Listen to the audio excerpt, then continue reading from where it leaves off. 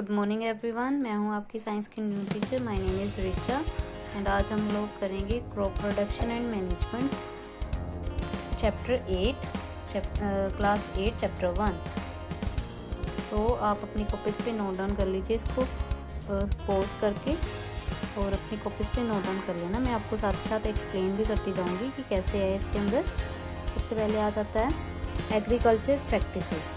Agriculture practices कौन सी होती हैं? एग्रीकल्चर प्रैक्टिसेस वो होती हैं जब हम क्या करते हैं, फील्ड्स के अंदर अब एक ही उत्पादन के लिए, जैसे हमने अभी जौ उगाए, उसके बाद नेक्स्ट मंथ में हम पल्सेस उगाने स्टार्ट करते थे। उसकी वजह से क्या हो जाता है, सॉइल की न्यूट्रिशन कैपेसिटी लूज हो जाती है। तो उस न्यूट्रिशन कैपेसिटी को बढ़ाने के लिए हम क्या करते हैं, कल्टीवेशन करते हैं। Cultivation of crop involve several activities undertake by the farmer separate over the time period. वो टाइम इंटरवल के लिए कुछ कल्टीवेट करते रहते हैं क्रॉप्स को, कि अगर जौ उगाए है तो नेक्स्ट ईयर वो जौ ही, नेक्स्ट मंथ भी अगर उसके कुछ मंथ्स के बाद भी जौ ही उगाए, एक ही चीज़ को वो रिपीटेशन करते जा रहे हैं, तो उससे क्या होता है, उसकी न्यूट्रिशन कम हो जाती है। इसके लिए हम डिफरेंट कल्टीवेशन करते हैं कि एक टाइम पे जौ उगा लें, देन क्या उसके बाद राइस या कुछ भी डिफरेंट या पल्सेस डिफरेंट क्रॉप्स लेके आते हैं, तो उसको हम क्या बोलते हैं, एग्रीकल्चर प्रैक्टिसेस। उसके बाद सॉइल प्रिपरेशन क्या होती है? सॉइल प्रिपरेशन होती है प्रिपेयर करना सॉइल को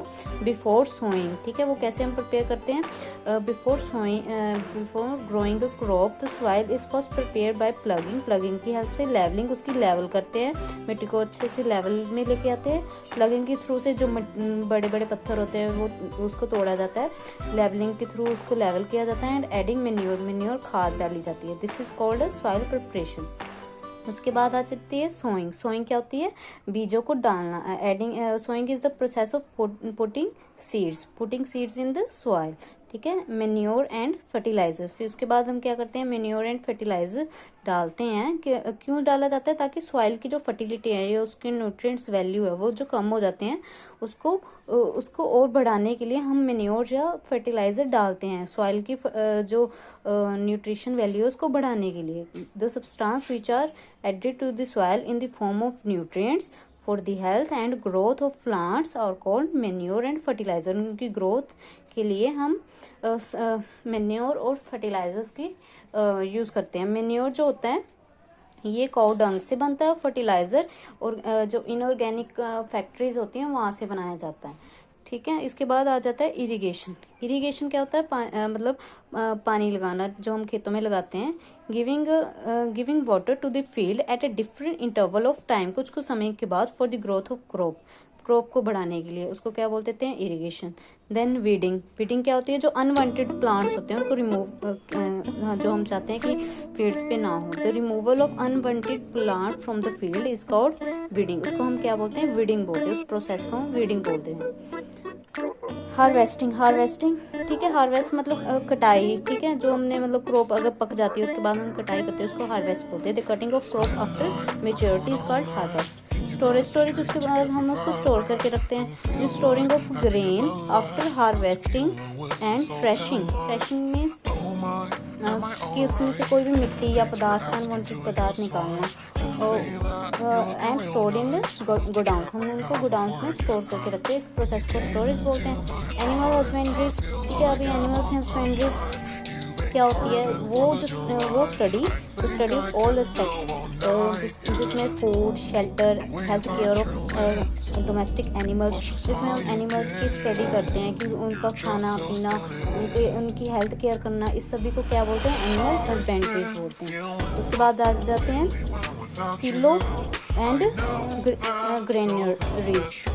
ग्रेनरीज। अगर तो लार्ज अमाउंट में हम स्टोर करके रख रहे हैं कोई भी क्रॉप को, ठीक है, तो वो तो ग्रेनरीज में स्टोर करते हैं। अगर हम स्मॉल क्वांटिटी में स्टोर कर रहे हैं तो सिलोज बोलते हैं। Silos are the storage structure for storing food grain in a small quantity. Granaries are the storage structures for the storing food grain on the large scale. तो threshing क्या होती है? थ्रेशनिंग होती है जो मिट्टी, जैसे बीड्स के अंदर मिट्टी या कुछ पत्थर से आ जाते हैं, उनको हम छान के या फिर उसको थ्रेश करके निकालते हैं, या फिर थ्रेशनिंग के थ्रू, जो से झटकने के थ्रू हम के हम वीड्स को लेते हैं, वो उस प्रोसेस को थ्रेशनिंग बोलते हैं। The process of separation of grain from the chaff is known as थ्रेशनिंग।